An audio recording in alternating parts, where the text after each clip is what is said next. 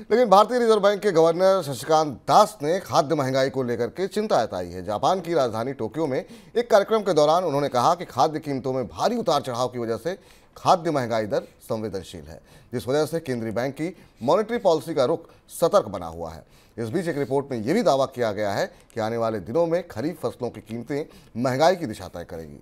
इस साल कई खरीफ फसलों की उपज पिछले साल के मुकाबले कम अनुमानित है, जिस वजह से खाद्य महंगाई बढ़ने की आशंका है। सर, आखिर में रिजर्व बैंक गवर्नर किस तरफ इशारा कर रहे हैं? रिजर्व बैंक गवर्नर ने देखिए वही बात कही जो हम अपने मनी सेंट्रल में लगातार चर्चा में कह रहे हैं कि भारत में महंगाई नियंत्रण में नहीं है। रिजर्व बैंक और सरकार भले ही दावा करे, पर रिजर्व बैंक को बार बार ये सच स्वीकार करना पड़ता है कि महंगाई पर खासतौर से खाद्य महंगाई पर उसका काबू नहीं है।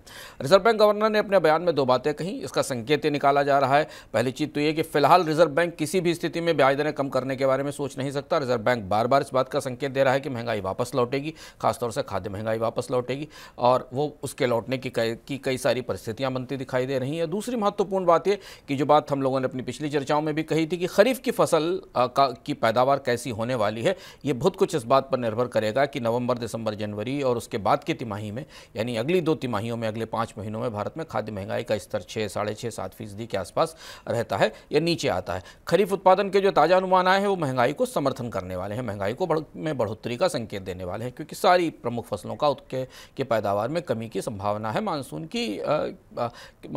के बिगड़ने के कारण।